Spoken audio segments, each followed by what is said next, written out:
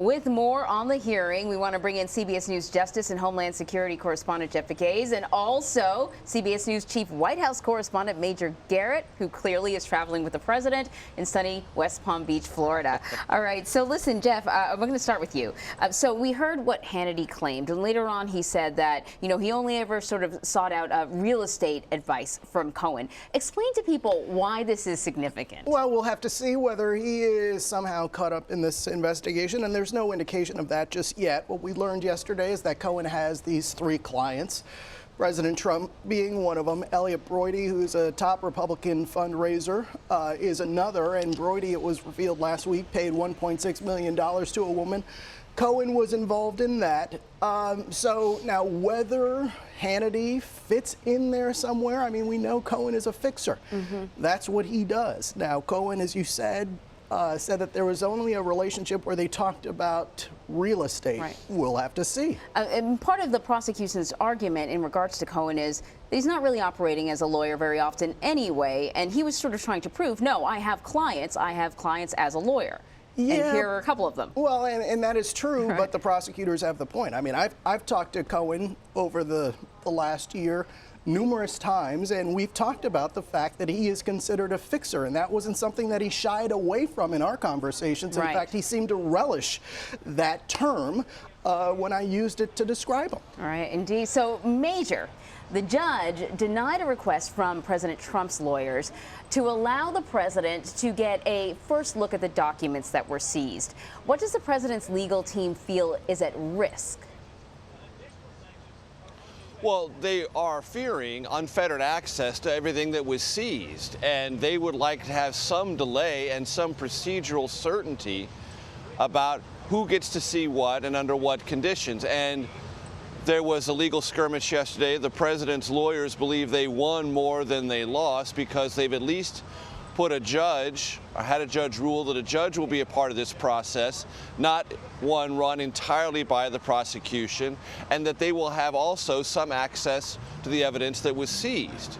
So on 2 requests, access to the evidence that was seized for the Michael Cohen's attorneys and the president, they got a judge to agree to that, and that a judge will oversee the process, not the prosecution.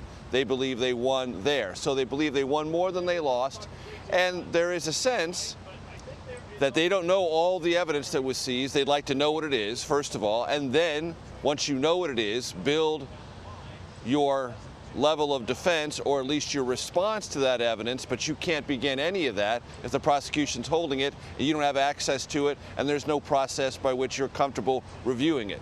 So those procedural things, and there are many, many more legal skirmishes to come, for sure, they believe they at least got some of what they saw. So, Jeff, one of the ideas that was floated, one of the things that the judge can do is appoint a special master. What is that? How does that process work? Well, the judge is weighing to appoint this special master, as it's called, and this is someone who will oversee this process of trying to determine whether the information seized, the documents, some of the communications are covered by attorney-client privilege. Now, this is somebody completely independent from the prosecution, or exactly, exactly, and it's something that the Cohen team has called for. Now, the judge is weighing that, also weighing whether to allow the taint team. This is a Justice Department taint team, and their job is also to weigh through the evidence to see if there's anything that should be covered by attorney-client privilege and should be off limits to investigators. Right. So that is still to come. But what the Cohen team and the president's team, what they've succeeded in doing here, and I think this is important, is slow this process down, right? So there were some court victories there, but the biggest thing, I think, is that it really slows the investigative process down, and that's certainly something that they want. You mentioned that the judge is sort of making a final decision on that. What can you tell us about this judge? Well, Kimball Wood she's a veteran federal judge. I mean, she's been on the bench for about 30 years now. In fact, her name was in the headlines about I don't know, during the Clinton administration. Right. Can't put a year on it, but the Clinton administration, when her name was floated as I think Major was chiming in 93? Was it 1993. She was nominated for Attorney General, yes. 1993. Okay. See, I was in high school then, so What is Just that? kidding. Okay. Just kidding, Major. Let's play nice here. All right. Jeez. All right. All right. He We're getting knows off I'm the rails joking. here. I We're getting know. off the He rails knows here. I'm joking. Just because I covered it doesn't mean I'm old, okay? I didn't want to say that. I didn't want to say that you covered it, but I knew that you did. All right, let's bring it back in. All right, Let's bring it back in. Right. But she is someone who is a veteran judge. She's been around the block. She had some issues, when her name came up as a potential attorney general pick. But she is a veteran on the bench, and you saw that in court yesterday. I go into a courtroom, and typically, these cases are pretty dry, but that was a circus. Right. I mean, you had Stormy Daniels there, you had the president's attorneys, you had Cohen's attorneys, you had the prosecutors, and you had Judge Wood. And she was definitive in what she was asking Cohen's attorneys to do, and she demanded that they reveal who this third client was, and it was a really dramatic moment. So she knows what she's doing, she was experienced, and she's tough. Yeah, definitely. Major, she's got what it takes to handle this, which almost sort of at times takes on a circus-like atmosphere.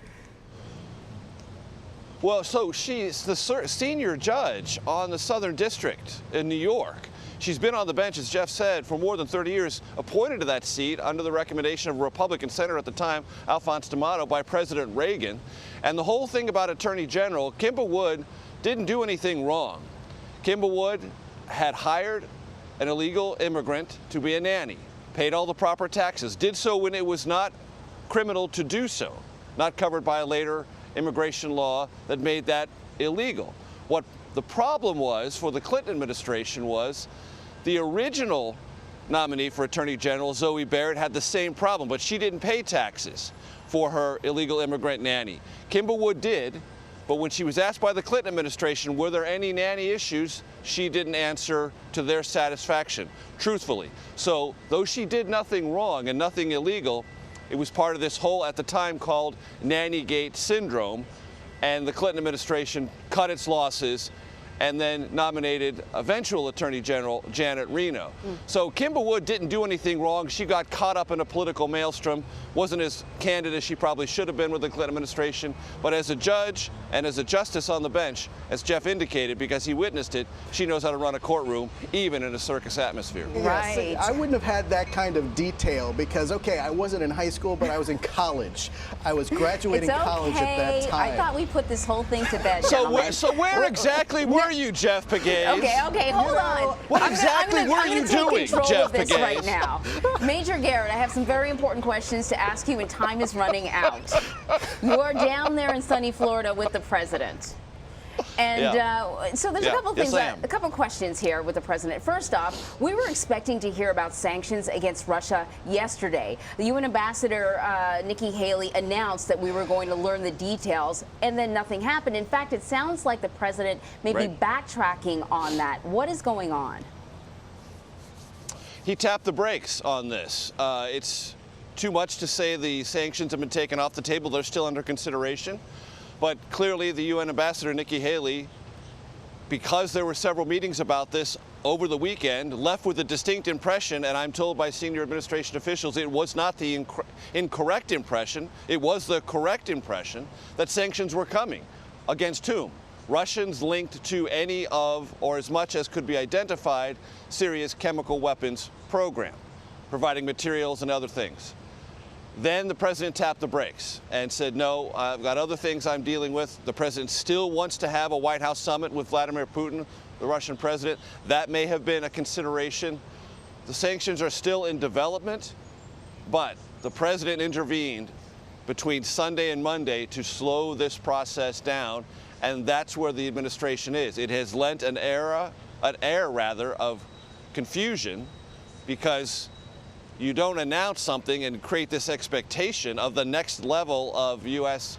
sanctioning of Russia over chemical weapons to sort of carry on the sense of penalty that is going to be absorbed by those who are associated with the chemical weapons program in Syria, and then pull that off the table, unless something else is at work. And we're not exactly sure all the other dimensions that are at work, but it's the president who taps the brakes on this. All right, Jeff Pegues, Major Garrett, gentlemen, thanks for joining me. Any more squabbling, please take it outside. Sure.